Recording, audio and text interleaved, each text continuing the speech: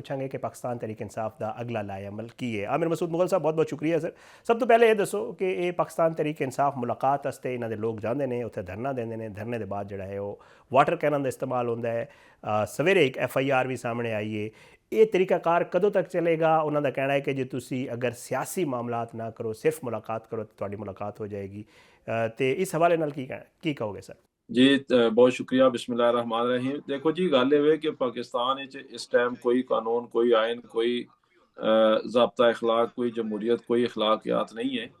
पाकिस्तान एक फस्तायत का कानून है और उस कानून के तहत पूरे पाकिस्तान चलाया जा रहा है। इमरान खान नाल मुलाकात करना उसकी भैनों का हक है, उसके कारकुनान का हक है, उसके वकीलों का हक है, लेकिन इस आइनी, कानूनी, जमहूरी और अखलाकी हक को बजोर बंदूक और डंडे के जोर से बार बार कुचलिया जा रहा है।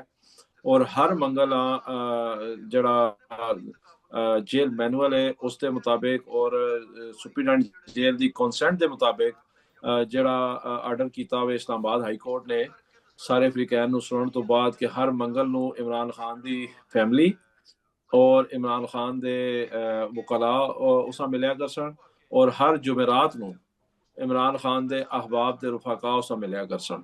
लेकिन अहबाब के रुफाका की मुलाकात 8 महीने तो बंद है, तो फैमिली और वकला भी ऑन ऑफ रोकया जाता है। और गुज़िश्ता कोई अक्तूबर तो बाद तो फैमिली को मिलन ही नहीं दिता गया और इमरान खान को कैद तनाई च रखे जाने। और ये बहुत बड़ा जुल्म है। और इस जुल्म के खिलाफ तुसीं कहा कि कदों तक एहतजाज जारी रहेगा? ये उस वक्त तक एहतजाज जारी रहेगा ਜਦੋਂ तक ਅਸੀਂ इमरान खान को रिहा नहीं करवा लेंगे, ਜਦੋਂ तक ਅਸੀਂ इमरान खान को दोबारा इस मुल्क का वज़ीर आज़म नहीं बना लेंगे। पाकिस्तान की आवाम ना थकेगी, ना झुकेगी, ना पिछे हटेगी, ना हार मनेगी, इन्हां दा मुकाबला करेगी इंशाअल्लाह। ਉਹਨਾਂ ਦਾ ਇਹ ਮੌਕਾ ਹੈ ਜੀ ਕਿ ਤੁਸੀਂ ਮੁਲਾਕਾਤ ਜਿਹੜੀ ਕਰਦੇ ਹੋ ਉਹ ਕੋਈ ਫੈਮਿਲੀ ਦੀ ਮੁਲਾਕਾਤ ਨਹੀਂ ਹੁੰਦੀ, ਗੈਰ ਸਿਆਸੀ ਨਹੀਂ ਹੁੰਦੀ, ਬਲਕਿ ਬਾਹਰ ਆ ਕੇ ਜਿਹੜੇ ਬਿਆਨਾਤ ਦਿੱਤੇ ਜਾਂਦੇ ਨੇ ਜਾਂ ਜਿਹੜਾ ਮਾਮਲਾ ਹੁੰਦਾ ਹੈ ਉਹ ਇਸ਼ਤਿਆਲ ਦਾ ਬਾਇਸ ਬਣਦਾ ਹੈ। ਤੇ ਜ਼ਾਹਿਰੀ ਗੱਲ ਅਗਰ ਇਹ ਹੋਏਗਾ ਤਾਂ ਫਿਰ ਹਕੂਮਤ ਤੇ ਦੋ ਟੋਕ ਕਹਿ ਚੁੱਕੀ ਹੈ ਕਿ ਜੀ ਅਸੀਂ ਮੁਲਾਕਾਤ नहीं करावांगे। देखें शहबाज साहब, इमरान खान सियासतदान है तो उस सियासी गल करनी है ना, उसको थोड़े को मौसम का हाल तो पुछना कोई नहीं ना, उस तुहानू ये पुछना है कि गर्मी है या सर्दी है या टैंपरेचर कितना है। वो एक सियासतदान है, इस मुल्क का लीडर है, 70-80% आवाम उस पिछे चलनी है तो उस सियासत की गल करनी है। तो ये नामुमकिनात है कि एक सियासी बंदा सियासत से गल ना करे। और दूसरा कंपैरेटिवली ਜਦੋਂ ਨਵਾਜ਼ ਸ਼ਰੀਫ ਜੇਲ੍ਹ ਵਿੱਚ ਸੀ ਤੇ ਉਹ ਤੇ ਇੰਟਰਵਿਊ ਤੱਕ ਦਿੰਦਾ ਸੀ ਜੇਲ੍ਹ ਦੇ ਅੰਦਰ ਬੈਠ ਕੇ। ਉਸ ਇੰਟਰਵਿਊ ਜੀਓ ਟੀਵੀ ਤੇ ਔਰ ਜੰਗ ਅਖਬਾਰ ਵਿੱਚ ਛਪਦੇ ਵੀ ਸਨ, ਜੀਓ ਟੀਵੀ ਤੇ ਚੱਲਦੇ ਵੀ ਸਨ। ਔਰ ਜੇਲ੍ਹ ਤੋਂ ਬਹਿ ਕੇ ਤਹਿਰੀਕਾਂ ਦਾ ਐਲਾਨ ਵੀ ਕਰਦਾ ਸੀ ਕਿ ਅਸੀਂ ਫਲਾਣੇ ਮਹੀਨੇ ਜਾਂ ਫਲਾਣੀ ਡੇਟ ਨੂੰ ਤਹਿਰੀਕ ਸ਼ੁਰੂ ਕਰ ਰਹੇ ਹਾਂ। ਤੇ ਇਮਰਾਨ ਖਾਨ ਵਾਸਤੇ ਕੋਈ ਨਵਾਂ ਕਾਨੂੰਨ ਔਰ ਨਵਾਂ ਜੇਲ੍ਹ ਮੈਨੂਅਲ ਬਣ ਗਿਆ। ਬਿਲਕੁਲ ਇਮਰਾਨ ਖਾਨ ਅੰਦਰੋਂ ਬਿਆਨ ਵੀ ਦੇਗਾ, ਅਸੀਂ ਉਹਨੂੰ ਮਿਲਾਂਗੇ ਵੀ, ਅਸੀਂ ਉਹਨੂੰ ਰਿਹਾ ਵੀ ਕਰਾਵਾਂਗੇ ਇਨਸ਼ਾਅੱਲਾ। ਉਸ ਨੂੰ ਇਸ ਮੁਲਕ ਦਾ ਵਜ਼ੀਰ ਆਜ਼ਮ ਵੀ ਬਣਾਵਾਂਗੇ। ਅਸੀਂ ਜਦੋਂ ਜਾਰੀ ਰੱਖਾਂਗੇ। ਅਸੀਂ ਮਫਾਹਮਤ ਚਾਹੁੰਦੇ ਹਾਂ, ਅਸੀਂ ਮੁਜ਼ਾਕਰਾਤ ਕਰਨਾ ਚਾਹੁੰਦੇ ਹਾਂ, लेकिन मफाहमत ते मुज़ाकरात की अगर कीमत ये वे कि इमरान खान हक बात करना छोड़ देवे, जमहूरियत की डिमांड करना छोड़ देवे, साफ शफाफ इंतखाबात की डिमांड करना छोड़ देवे, मुल्क कानून और आइन की हुक्मरानी की डिमांड करना छोड़ देवे, तो इस कीमत से वो कदे बाहर नहीं निकलेगा। इसी वजह तो वो जेल में बैठा है कि उस मुल्क आज़ाद इंतखाबात, शफाफ इंतखाबात मांग रहा है, आज़ाद इलेक्शन कमीशन मांग रहा है, आइन और कानून की हुक्मरानी मांग रहा है, जमहूरियत का बोलबाला मांग रहा है, आवाम की खातर आवाम की बालादस्ती मांग रहा है। इसी वजह तो जेल पे है, उसका और क्या जुर्म है? की कहोगे सर? पाकिस्तान तहरीक इंसाफ मुज़ाकरात वास्ते तैयार है? अगर हुकूमत तो कह रही है कि जी अगर तुसी तरीके ते आंदे हो, अगर एक जिहड़ा एक सियासी तरीका है उहदे नाल तुसी अगर पेश आओगे हुकूमत नाल, तो हुकूमत मुज़ाकरात वास्ते तैयार है, तुसी मुज़ाकरात कर लोगे हुकूमत नाल? क्योंकि तुहाडी तरफों यह कहा जाता है कि जी असीं मुज़ाकरात ते मुक्तदरा नाल करने ने या उन्हां नाल करने ने जिहड़े मामलात नूं वेख रहे ने, हुकूमत नाल नहीं करने। शहबाज साहब, पहली गल तो यह कि मुज़ाकरात हमेशा ताकत नाल ही करती है ना। ताकतवर जो है कमजोर नाल कदों मुज़ाकरात करता है? वो तो कमजोर नूं दबा लेने। ताकत हमेशा ताकत नाल ही मुज़ाकरात करती है। ये जिहड़ी इस टाइम नाजायज़ पपेट कठपुतली हुकूमत बैठी हुई है, इन्हां कोल किहड़ी ताकत इन्हां नाल मुज़ाकरात कीते जाण? ये तो जेल के दरवाजे नहीं खुला सकते। जेल के दरवाजे पिंडी तो ही खुलते हैं, तो पिंडी वालियां नाल ही मुज़ाकरात होंदे ने। पिंडी वालियां नूं ही पिंडी वालियां ही इन्हां नूं पावर दित्ती हुई है, तो मुज़ाकरात उन्हां नाल ही होंदे ने ना जिन्हां कोल पावर होवे। इन्हां दी अपनी की ज़ाती हैसियत है, अपनी ज़ाती औकात की है इन्हां दी? ये तो इलैक्शन हारे हुए ने।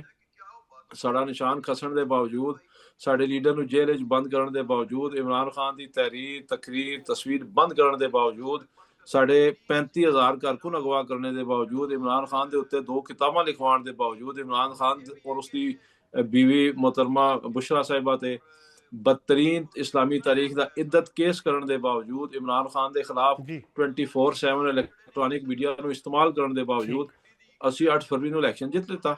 ਉਸ ਤੋਂ ਬਾਅਦ ਇਹਨਾਂ ਸਾਡਾ ਇਲੈਕਸ਼ਨ ਹੀ ਲੁੱਟ ਲਿੱਤਾ।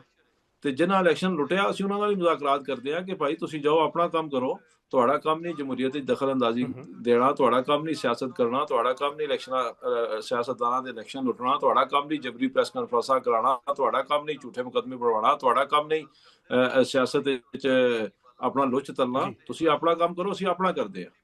ਤੇ ਮਫਹਮਤ ਤੇ ਇਹ ਇਸੀ ਚੀਜ਼ ਦਾ ਨਾਮ ਹੈ ਕਿ ਤੁਸੀਂ ਆਪਣਾ ਕੰਮ ਕਰੋ, ਅਸੀਂ ਆਪਣਾ ਕਰੀਏ।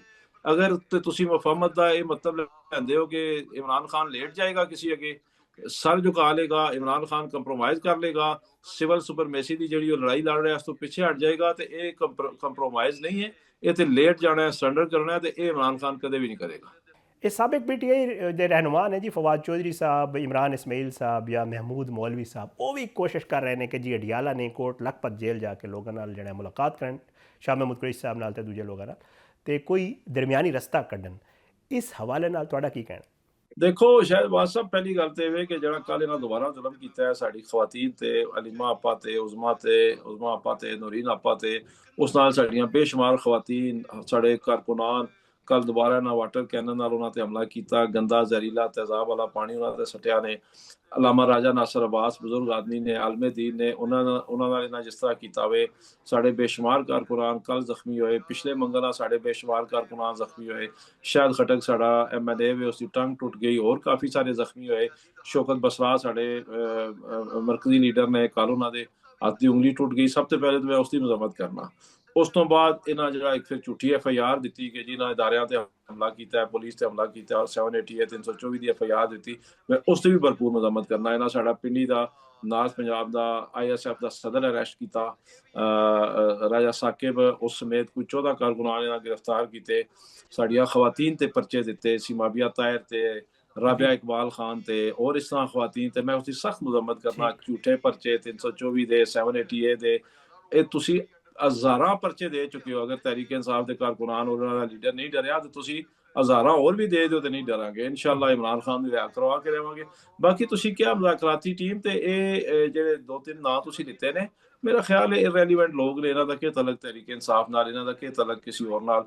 ਜਦੋਂ ਇਮਰਾਨ ਖਾਨ ਤੇ ਅੱਛਾ ਵਕਤ ਸੀ ਇਹ ਨਾਲ ਜੁੜੇ ਰਹੇ, ਜਦੋਂ ਬੁਰਾ ਵਕਤ ਆਇਆ ਇਹ ਜੁੱਤੀਆਂ ਲਾ ਕੇ ਦੌੜ ਗਏ ਨਾ, ਤੇ ਪਿੱਛੇ ਵੇਖਣਾ ਵੀ ਮੁਨਾਸਬ ਨਹੀਂ ਸਮਝਿਆ। ਇਮਰਾਨ ਖਾਨ ਨਾਲ ਕੀ ਹੋ ਰਿਹਾ, ਕਾਰਕੁਨਾਨ ਨਾਲ ਕੀ ਹੋ ਰਿਹਾ, ਕਾਰਕੁਨਾਨ ਸ਼ਹੀਦ ਹੋ ਰਹੇ ਨੇ, ਕਾਰਕੁਨਾਨ ਗ੍ਰਿਫਤਾਰ ਹੋ ਰਹੇ ਨੇ, ਕਾਰਕੁਨਾਨ ਨਾਲ ਉਹਨਾਂ ਦੇ ਘਰ-ਬਾਰ ਲੁੱਟੇ ਜਾ ਰਹੇ ਨੇ। ਇਹਨਾਂ ਜੋ ਅੱਜ ਤੱਕ ਕਿਸੇ ਦੀ ਇਤਨੀ ਜੁਰਤ ਨਹੀਂ ਹੋਈ ਕਿ ਜ਼ਾਲਮ ਨੂੰ ਜ਼ਾਲਮ ਕਹਿ ਸਕਣ। ਇਹਨਾਂ ਦਾ ਸਾਰਾ ਜ਼ੋਰ ਜਿਹੜਾ ਮਜ਼ਲੂਮ ਤੇ ਹੀ ਨਿਕਲਦਾ ਹੈ। ਤੇ ਮੇਰਾ ਖਿਆਲ ਇੱਕ ਫਜ਼ੂਲ ਜੀ ਪ੍ਰੈਕਟਿਸ ਕਰ ਰਹੇ ਨੇ, ਕੋਈ ਇਰਰੈਲੀਵੈਂਟ, ਇਹ ਇਸ ਕਾਬਲ ਨਹੀਂ ਇਸ ਤੇ ਗੌਰ ਕੀਤਾ ਜਾਵੇ ਜਾਂ ਇਸ ਤੇ ਕੋਈ ਮਜ਼ੀਦ ਗੱਲ ਕੀਤੀ ਜਾਵੇ। ਪਾਕਿਸਤਾਨ ਤਹਿਰੀਕ ਇਨਸਾਫ ਦਾ ਅਗਲਾ ਲਾਏ ਅਮਲ ਕੀ ਹੋਏਗਾ? ਮੁਜ਼ਾਮਤ ਹੋਗੀ, ਮੁਫਾਹਮਤ ਹੋਏਗੀ? ਨਹੀਂ ਤੇ ਅਸੀਂ ਤਾਂ ਮੁਸਲਸਲ ਮੁਫਾਹਮਤ ਕਰਨਾ ਚਾਹ ਰਹੇ ਹਾਂ।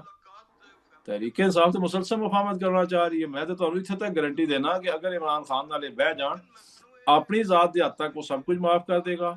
ਪਿਛਲਾ ਜੋ ਕੁਝ ਹੋਇਆ ਹੈ, ਇਹਨਾਂ ਜੇ ਕੁਝ ਕੀਤਾ ਵੇ ਉਹ ਵੀ ਮਾਫ ਕਰ ਦੇਗਾ। ਲੇਕਿਨ ਇਸ ਚੀਜ਼ ਦੀ ਗਾਰੰਟੀ ਤੇ ਹੋਵੇ ਨਾ ਕਿ ਅਗਲਾ ਨਵਾਂ ਇਲੈਕਸ਼ਨ ਜਿਹੜਾ ਹੈ ਉਹ ਤੇ ਸਾਫ਼ ਸ਼ਫਾਫ ਹੋ ਸੀ, ਪਾਕਿਸਤਾਨ ਵਿੱਚ ਆਇਨ ਕਾਨੂੰਨ ਜਮਹੂਰੀਅਤ ਦਾ ਬੋਲ ਬਾਲਾ ਹੋ ਸੀ, ਤੇ ਉਹ ਸਾਰਾ ਕੁਝ ਕਰਨ ਵਾਸਤੇ ਤਿਆਰ ਹੈ। ਇਹ ਮਫਾਹਮਤ ਹੈ ਨਾ ਕਿ ਚਲੋ ਯਾਰ ਪਿਛਲਾ ਭੁੱਲ ਜਾਂਦੇ, ਅੱਗੇ ਚਲੋ, ਮੁਲਕ ਤਰੱਕੀ ਵਾਲੇ ਪਾਸੇ ਜਾਵੇ। ਇਮਰਾਨ ਖਾਨ ਦੇ ਦੌਰ ਵਿੱਚ ਜਿਹੜਾ ਮੁਲਕ 6% ਤਰੱਕੀ ਤੇ ਖੜਾ ਸੀ ਹੁਣ 2% ਤੇ ਵੇ। ਇਮਰਾਨ ਖਾਨ ਦੇ ਦੌਰ ਤੋਂ ਬਾਅਦ ਤਾਰੀਖ ਦੀ 21 ਸਾਲ ਦੀ ਮਹਿੰਗਾਈ, ਬੇਰੁਜ਼ਗਾਰੀ ਦੀ ਬਦਤਰੀਨ ਸਤ੍ਹਾ ਤੇ ਅਸੀਂ ਚਲੇ ਗਿਆ, 7% ਤੇ ਅਸੀਂ ਚਲੇ ਗਏ ਬੇਰੁਜ਼ਗਾਰੀ ਤੇ। ਉਸ ਤੋਂ ਬਾਅਦ ਆ ਜਾਓ ਤੁਸੀਂ, ਮਹਿੰਗਾਈ 33, 34, 35% ਤੇ ਗਈ ਹੈ, ਜਿਹੜੀ ਇਮਰਾਨ ਖਾਨ ਦੇ ਦੌਰ ਵਿੱਚ 13% ਤੇ ਸੀ। ਹਰ ਪਾਸੋਂ ਇਹ ਨਾਕਾਮ ਹੋ ਚੁੱਕੇ, ਮੈਸ਼ਤ ਵਿੱਚ ਇਹ ਨਾਕਾਮ, ਅਮਨ ਅਮਾਨ ਵਿੱਚ ਇਹ ਨਾਕਾਮ, ਬੇਰੁਜ਼ਗਾਰੀ ਖਤਮ ਕਰਨੇ ਚ ਨਾਕਾਮ ਹੋ ਗਏ, ਕਿਸੇ ਚੀਜ਼ ਵਿੱਚ ਕਾਮਯਾਬ ਨਹੀਂ ਹੋ ਸਕੇ। ਇਮਰਾਨ ਖਾਨ ਨੂੰ ਬੰਦ ਕਰਕੇ ਵੇਖ ਲਿੱਤਾ, ਇਲੈਕਸ਼ਨ ਲੁੱਟ ਕੇ ਵੇਖ ਲਿੱਤਾ। ਹੁਣ ਇੱਕ ਦਫਾ ਇਸ ਮੁਲਕ ਨੂੰ ਜਮਹੂਰੀਅਤ ਦੀ ਸ਼ਾਹਰਾਹ ਤੇ ਚੜਾ ਦਿਓ, ਇੱਕ ਦਫਾ ਆਇਨ ਕਾਨੂੰਨ ਵਾਲੇ ਪਾਸੇ ਲੈ ਆਓ, ਇੱਕ ਦਫਾ ਜਮਹੂਰੀਅਤ ਵਾਲੇ ਪਾਸੇ ਲੈ ਆਓ, ਫਿਰ ਵੇਖੋ ਮੁਲਕ ਕਿਸ ਤਰ੍ਹਾਂ ਤਰੱਕੀ ਕਰਦਾ।